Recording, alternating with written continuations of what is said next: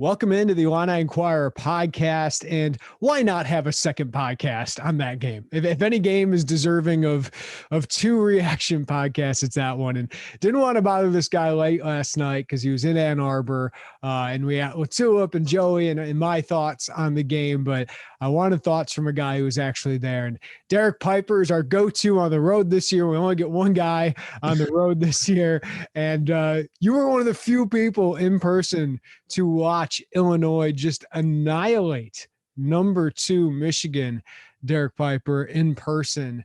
Just what was it like in there as that was happening? Was there a moment that stood out to you, or set the scene for me? It was incredible, man. First of all, an honor, obviously, to be there, to carry the torch for Inquirer. I appreciate that. It's been a crazy road grind here recently, but I'm not complaining. But for Io, with the news and the buzz that had happened the night before, and sounded like he had every intention of trying to play and trying to convince the doctors that he was ready. And you understand, I mean, that kind of competitor that he is. So that's not too surprising. But I'm on the road, and it's about 2:30. You get text that he's not going to play, and you're disappointed because you see two top 4 teams going at it, and two teams that, well, in terms of the Illinois side, has been pretty vocal about not being happy with Michigan and not so subtle shots and everything. And I didn't think Illinois could hang. I thought they might be around for a while, but I fully anticipate. I texted buddies, I'd be shocked if it was within single digits ultimately. So I want to back you up. I agree. And any Illini fan that was saying otherwise, like, you weren't saying it before the game, right? I mean, you're without your best player. No matter what you thought of Michigan and everything that happened in the last month, Derek, they're a damn impressive basketball team. And like, that's what makes this such a seminal moment for that program. Yeah, I completely agree. And the more I dove into some of their recent games as I put together the 3 keys and a pick, I just became more and more kind of in awe of what they were doing offensively. And the weapons they have, and just and really defensively too. They don't have really a big weakness when you kind of look at their full resume, their efficiency numbers and everything. So again, you go into that game and you're without Io. And I was impressed with what they did at Wisconsin. Wisconsin's down, man. They, relative to their expectations, they stink. And so I wondered how much of that was Wisconsin this past weekend versus Illinois. They're soft, man. Like, they're soft. Like, that's so weird because I loved those big guys last year in Potter and Reavers, and they're just soft this year. Right. Yeah, there have been some matchups where Kofi just, I hesitate to say easy, but because of some matchups in the front court where he can just dominate and grab a bunch of rebounds and putbacks, and it allows Illinois to stay afloat, particularly without Io. And I didn't think he could do that against Hunter, and he really didn't. I mean, I know that he won that matchup. I know I'm not getting to the point fast enough. There's just a lot to kind of digest here with what that all just led up to. But I think it was really ugly early, as everyone saw. Curbelo comes in, things change, he gets to the rim. There was just for a long time that feeling that Illinois is going to struggle ultimately offensively. They're going to labor for everything they get, and Michigan's going to click in at some point. You know, Livers is going to, as he did, he hit 2 back-to-back shots. Maybe that would get them going. Wagner had been putting up, 18 a game the previous 4. But when Illinois extends it to 7, when Adam Miller hits that deep 3, the first one, he had 2 of them, but it was a second chance deep 3. And the fact that Illinois was at that time getting a ton of second chance opportunities. And as we kind of mentioned to each other before we started this thing, Michigan was clearly bothered. Like, the physicality and the intensity that Illinois had defensively in that game from the very jump was taking them out of their comfort zone and really taking them out of their offense. And just every time that Michigan would go to the rim, it was contested, and it was not an easy shot. So when Adam hits that 3, the bench really erupts. They go up 7. I thought it was a big spot because it was down to, I think, 4 at the under 4 timeout. Illinois goes on an 11-2 run, and they're up 11, and I think that's what it was. They're up 11 at halftime. So at that point, you're like, wow, this is crazy. you're thinking Michigan's coming back, and then you just continue to step on the throat and step on the gas. The bench was going wild, and like you said, Trent in the second half was just on an absolute heater, and there were a lot of times I was just sitting there, just shaking my head and kind of looking around, like, is this real? I can't believe it. Did you watch the bench at all? Like, sometimes I get so busy into what I'm doing or watching the game that I kind of forget to, like, hey, watch those things that people can't. Like, did you ever lock in on the bench? Because I didn't until after the game, and I saw some of the replay.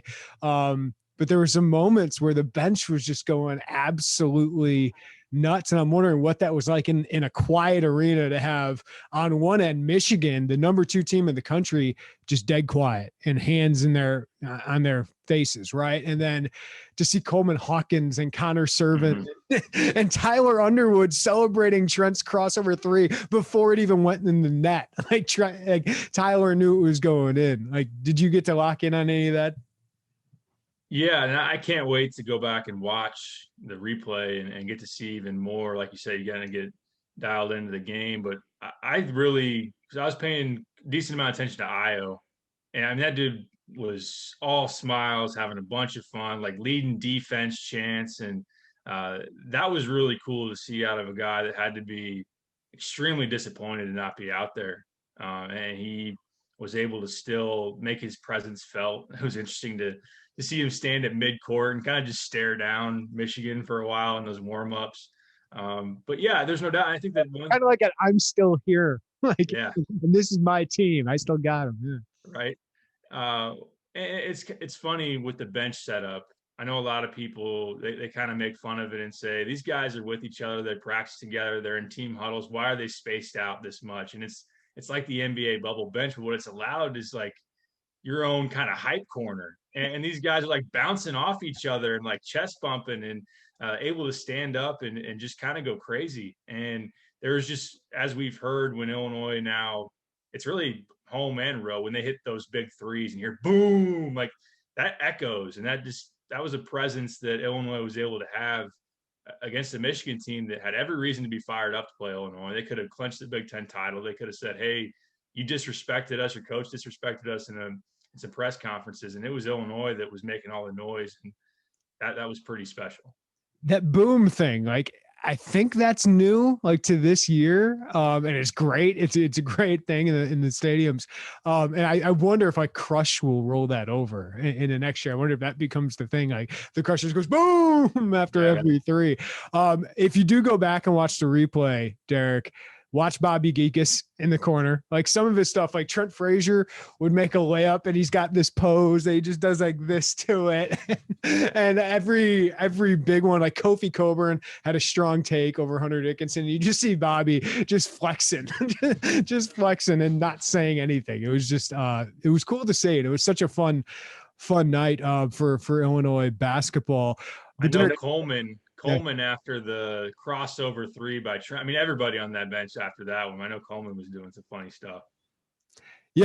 Coleman could barely contain himself after that. It was just like a surreal moment where Trent was in one of those heaters we haven't seen in a long time from him. I know he's had some 20-point performances, but that was next level, that run of 13 points in like 4 minutes for him. And it just obviously gives him confidence. And we've talked about what this can do for them moving forward. Derek, you saw Juwan and Brad not have much interaction.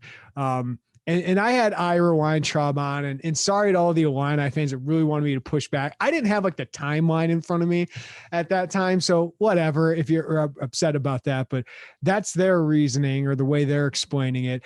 But no matter what, Brad used that, right? Like he's been a master motivator this year with Io saying Luka Garza is the national player of the year before that game. And then Io just took his game to another level. And then coming into this game, you could tell Brad was like making that, hey, these guys are trying to duck you, right? Like they were scared of you, at least maybe early on. And we're doing this the right way.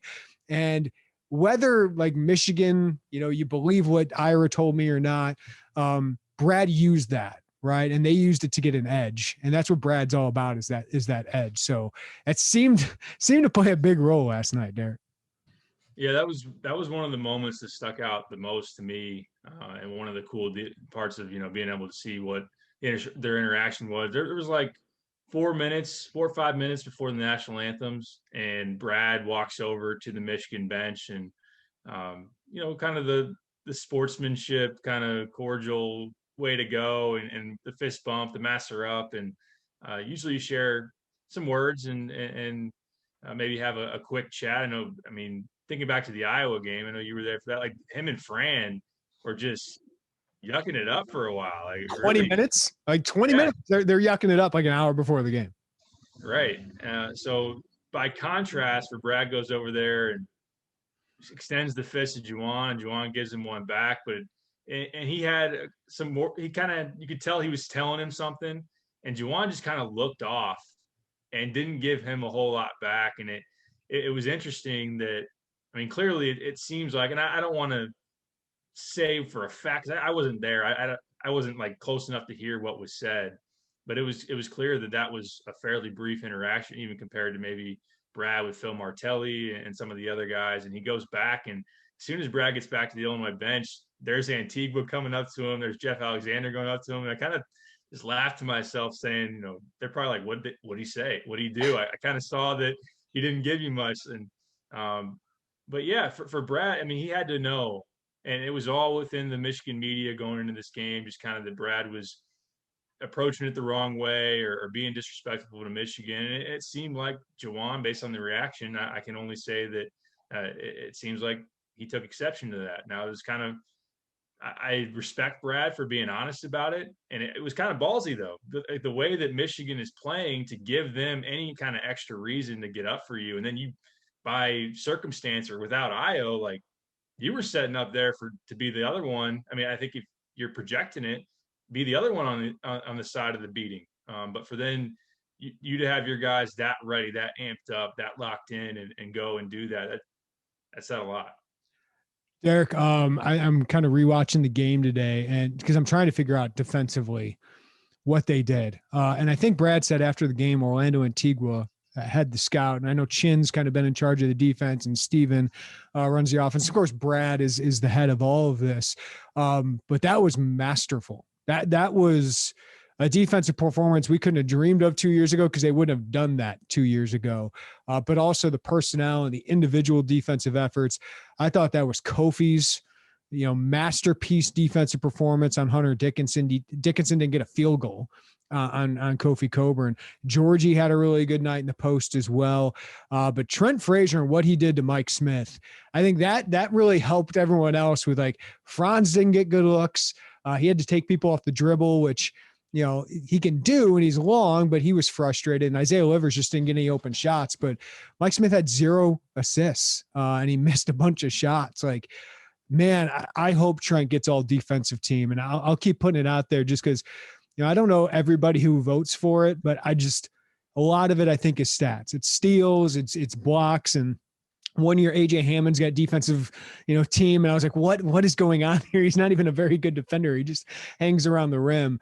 Trent Frazier just works his butt off on that end, and he was fantastic. But that was a masterpiece defensive performance. It really was. And I thought Mike Latulip gave great stuff on your guys' podcast last night, talking about icing the ball screens and really forcing them to stay on one side of the floor. Because when you watch Michigan at their peak form, it's the ball is popping, and it's different guys who can attack you. And of course, they create collapsing, and they kick it out, and then they got a lot of guys who can shoot it. So for Illinois to be able to do that, and like you said, Trent Frazier, he just continues to impress. And the fact that just the amount of energy that he expends, and he just never lets up as far as just hounding you, getting through screens. Like, you don't notice it maybe until you really pay attention to it. Or I noticed it. I forgot which game it was, but I think it was the Michigan State game, where Curbelo, in his tough stretch, has turnovers offensively that are easy to pinpoint, but he's getting like annihilated on some of these screens that then leave whoever it was open for shots. And that's the difference between Trent, because he knows how to fight through that. He knows the angles and like how to slip through. And that's just a veteran that is fully bought in. I was trying to think last night. It's like we saw freshman Trent offensively, and then this guy was like a little bit stronger and went to 3 years of the Gary Payton school or something like that. I don't know. It was Yeah, just that's what I wrote in my player grades last night. Is like you got the best of all worlds of Trent Frazier last night. That's why I think it was his defining performance, because you had freshman year scorer where, yeah, it's a high volume, but it's just electric. And then you got senior year gritty, all defensive team, and you put them both together. And, if he does that for an entire year, like we're sitting there going, does he sneak into the third team all Big Ten conversation? Like he played that way last night. It was amazing. And I think about, man, would he return for another year and be a top 5 scorer all time? He would probably do that. And would he just have fun being able to do that? But I think this little stretch here in that game, Derek, the last 11 games, I've been trying to say it. He's been so dang good. 14 points a game. It's kind of been under the radar a little bit, but his defensive performance, he's shooting around 40% from 3. I think this stretch on a winning team, man, that guy's going to go down as just a fan favorite. Maybe not like your top 20 player of all time with Illinois, but he's just going to go down as a fan favorite on one of the best teams a lot of fans have seen. Yeah, you think about the nights that Marcus Carr had against him, the night that Jordan Bohannon had when he came to State Farm Center and really got locked down. And you think about the stats and kind of the keys for Bohannon when Bohannon gets off as far as hitting threes. They're really tough to beat. And Trent just hounded him and didn't allow him to have one of those nights. So, yeah, he should definitely be on the all Big Ten defensive team. And he does deserve Big Ten Defensive Player of the Year consideration. He really does. I'll be honest. There have been times where there's been certain matchups that haven't been great for him, and he's had some games where he's gotten exploited a little bit. I didn't think he was great in some moments against Jason Preston earlier in the year. I think back to Chris Likes last year, but overall, especially here in the Big Ten season, he's just been unbelievably solid. And as far as the Michigan game, you don't look at Mike Smith, and maybe the common college basketball fan, Mike Smith doesn't really resonate with them. Like shutting down Mike Smith, what does that do? But he's really the key for them because his passing, as far as assist numbers, over 5, but his 3-point shooting too opens up so much more for their offense, where you could help off of Xavier Simpson last year and try to corral some different guys. But if Smith isn't able to create for others, and if he's also not able to be open for threes, that's really a big part of shutting Michigan down, which I know they struggled at Minnesota, but other than that, I mean, they have not looked anywhere close to as dysfunctional as they were last night. And they were a top 5 offensive efficiency team going into last night. All right, Derek, I got 3 things I want to follow up with you on after the break. One is just what this 3-game stretch means for Illinois. 2, a more personal thing. And then 3, dreaming a little bit of the long term. So we'll do that when we come back. All right, Derek Piper. 3 games without Ayo Dosunmu, and I totally agree with Mike Latulippe. Anybody thinking this team is better without Ayo Dosunmu is nuts. And that's what's cool about Ayo, is the way he's approaching. You mentioned it last night, like what he was doing with the team, enjoying that. He's obviously frustrated he can't play, but he should be back, I would imagine, for Ohio State. But what do you think this 3-game stretch without him and going 3-0 without him, what does that do for the team? I think it does a lot. Of course, if you're going to be put in a situation down the road, and you hope that it doesn't come to the point of course, an injury, but even just foul trouble for Ayo or some kind of circumstance where Illinois would have to sustain or go on a run and be able to not have an All-American, which a lot of teams, if an All-American's on the bench, even for a decent stretch, that team's not going to win. And this team has been given the confidence, it's proven that they can produce and sustain without him on the floor. I think really when you look at here recently, and Brad's really been pushing defense and being more of a elite or top level defensive team in the country. He's mentioned wanting to be inside that top 15, top 10. What they did against Michigan, what they did against Wisconsin, except for the trice, whatever the heck that was at the end of the game, they've just really dialed in there. And I think that's kind of been part of their response, is like, okay, Iowa's not here. We got to be that much better at the defensive end. So that's been very impressive.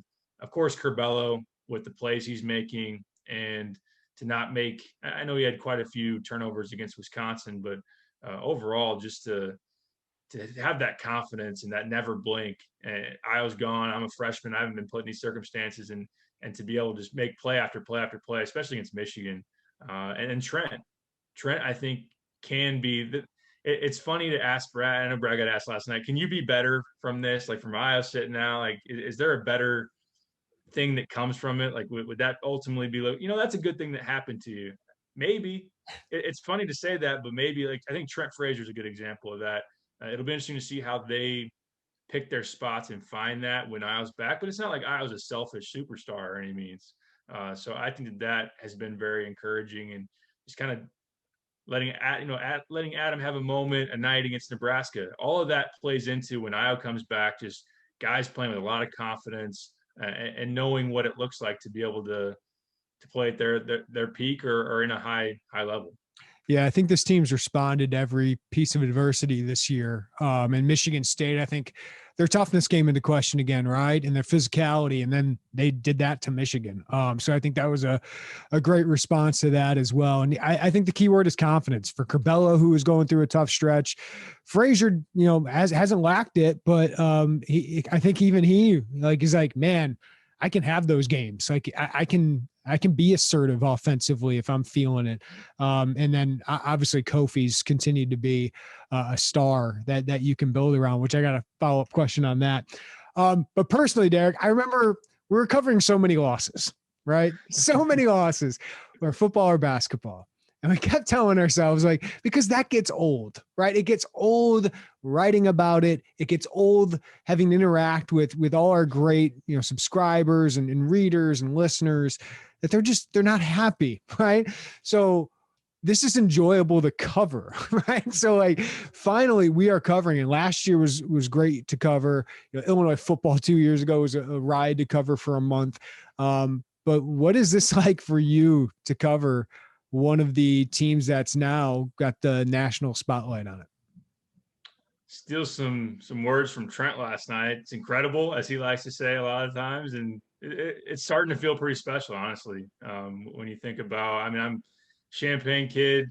05 was a big deal. Clearly, if you're an Illini fan, but I idolized D Brown and those kind of teams, and going to the State Farm Center with my family, and just to kind of feel the buzz around the program, the fan base, to see how excited they are. I know we've mentioned it a ton, missing them in person, but even just to kind of get that feel on Twitter, on the message boards.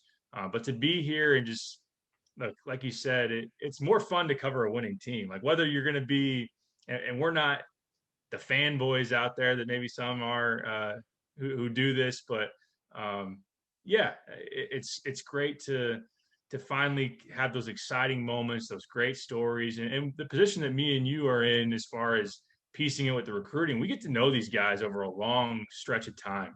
I've known Trent Frazier for 5 or maybe 5 years at least.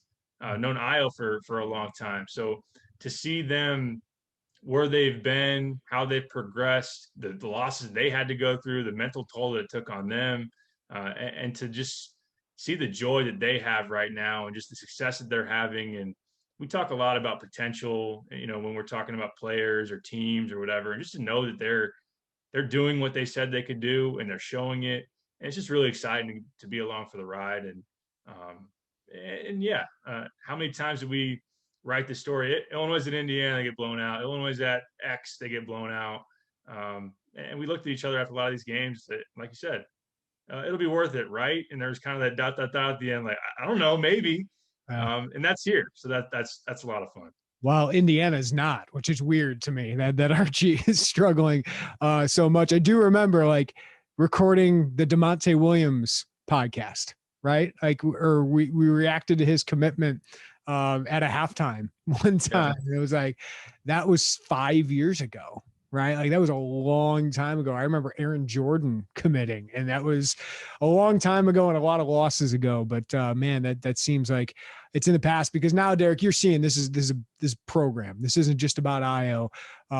Kofi has changed this program. DeMonte and Trent sticking it out have changed this program. And now Curbelo and Miller stepping up, and even Jacob Grandison, who's got another year, has been absolutely fantastic. DeMonte Williams taking his game to another level. And you see flashes of Coleman Hawkins where I think he'll be pretty good. But my brother messaged me today, and like, he's actually been more in Illinois football recently. But Illinois basketball, like he was at school during 04, 05 and all D era. And he said, I'm talking myself into Kofi coming back. And I sat there and go, I don't know. He's 21. He's going to be 22 in September, but he looks like he's having a lot of fun. And if name, image, and likeness, it should be here. Like he can make money doing that. And you just think about, I don't think he's a certified draft pick. And I just started thinking about, man, what if he came back? Like if he came back with Curbelo and Miller and Grandison and Hawkins, and you can add somebody on the transfer market of the caliber of Namari Burnett, all of a sudden, I don't know if they're going to be as good as this year, obviously, but like that's what we were seeing these last 3 games is that team. Like obviously Trent Frazier, DeMonte Williams, it doesn't sound like they're coming back, but I wouldn't, put that out to pasture quite yet. Like maybe they decide, man, I want to do this one more year in front of fans, and maybe name, image, and likeness gets me some money, right? Because those guys coming back, they could profit off that too. What do you think of that possibility? Because it centers around Kofi, right? If Kofi comes back, that's a top 10 team. Could be a lot of fun as far as, this team just continuing to play at a nationally relevant. I think this program, as Brad said, I think it was earlier in the week or after Wisconsin, like Illinois is going to be in this conversation. I think he's shown that the program, what he's instilled, the talent that they've shown that they can accumulate, they're going to be in the mix a lot of years. But if you get Kofi, you can come back and again think about a Big Ten title, think about going on a really deep run in the NCAA tournament. And yeah, I do think that the name, image, and likeness really is a huge factor, because I think you'd sit down with Kofi and have the conversation. Okay, are you going to get drafted? If you're not, what does that look like? How much money are you going to make? Could you make almost as much money just coming back and getting some sponsor deals and all? I mean, Kofi being marketable here in the Champaign area. Now that Illinois is winning, maybe up in Chicago, whatever it may be. Like that dude's he's one of the faces of college basketball next year if he came back. Yeah, absolutely. I mean, he's the Big Ten Player of the Year front runner, in my opinion. If he comes back, he'd be a National Player of the Year contender. He's very charismatic, and I mean, all of that. He's got the full package. So, fully expect him to declare for the draft, leave it open, get the feedback. I think he's going to be willing to listen to what Illinois has to say. And if he does ultimately move on, and 2-year plan was what you had hoped to get, and man, he's been even more dominant and productive than you could even probably have imagined in that time. But yeah, the thought of one more go, and even I think Trent with the name, image, and likeness is another one, because that dude can definitely make money playing basketball somewhere. But what does that money look like compared to, one more year at Illinois to kind of, bring it back one more time and do it for fans. And I do think the finish in the NCAA tournament will help shape kind of the way they think about it as well. Yeah, I'm not trying to think too far ahead, but it's just a thought my brother put in my head, and I want to get your thoughts on it. All right, at Ohio State, Derek, just yes or no, Iowa play at Ohio State? Yes, absolutely. Yeah. And if they win that one, like it's locked, number 1 seed. It'd be pretty amazing for Illinois to lock that up. And then you root for Michigan State, I guess, this week to see if they can get you a Big Ten title. Even if Michigan loses one of those and Illinois beats Ohio State, you might have a petition to the Big Ten of, hey, let's split this Big Ten championship. If you have a 14-3 team and a 16-4, boy, I think you should probably split that. It seems like it. I know we're baseball guys too, and you do like do I have this wrong? Like the baseball standings, I think ultimately if you're doing playoffs, if there's a difference, and normally there is no difference ever, you go win percentage, but think about like win-loss column, if those line up. And for Illinois, if they win out and Michigan only loses one more game, I think they'd be 2 up in the win and 2 up in the loss, if I'm correct. Or I was looking at as I was kind of going on the road. So yeah, and again, it goes back 2 up on the win column and 1 back in the loss. Like, okay, I mean, that would, if you're 16-4 and 14-3, say, like, that to me, Michigan is deserving based on the games they've played. It's a weird year. To me, I'd just split it. I let Illinois raise a banner, let Michigan raise a banner. But I think it'd be Illinois played 20 games. It's not equal. I get win percentage would be very clean. Like it's just like, hey, this is math. We'll take it out of our hands. It just doesn't seem equitable.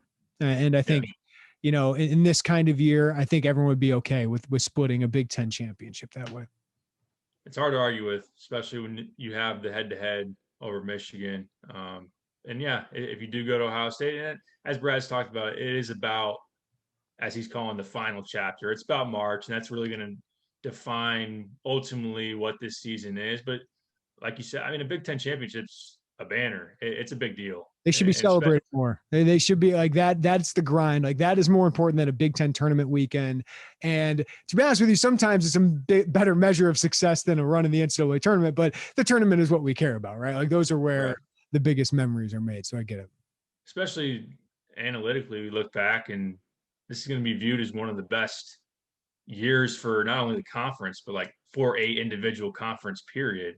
So for that to be part of it is and look, this team set out to achieve that. So I understand why it's personal to them. They're upset that it's kind of been taken out of their hands to an extent. Now we could do an hour-long podcast. I mean, we have already kind of, Michigan's schedule circumstances. Would they really lose Northwestern, Indiana, whatever it may be? But part of the grind is that's what's been really encouraging for Illinois to win 10 of 11 and really just not miss a beat while you're playing game after game after game. So, but yeah, back to the 1 seed, you win at Ohio State, it's secure, it's locked up. I think even if you lose that game, as long as Ohio State doesn't win the Big Ten tournament, you can probably get to Saturday and feel pretty good about holding that down. So you have the most quad one wins in the country right now and feeling pretty good. Yeah, I think there's a scenario where if you lost to Ohio State, lost first round, and Iowa makes a run, maybe they can steal it. But if you win at Ohio State, I think you're pretty safe. Derek Piper, glad you got to go up there, man, and get a little bit of break between the next game and the next road game, and then another break before we get into the postseason. Thanks for joining us, man. It's a lot of fun, man. We'll continue to cover it. Look forward to it. Hopefully we can be over there in Indy together next week or whatever it may be. So we got to figure all that out. But yeah, let's just continue to enjoy the ride.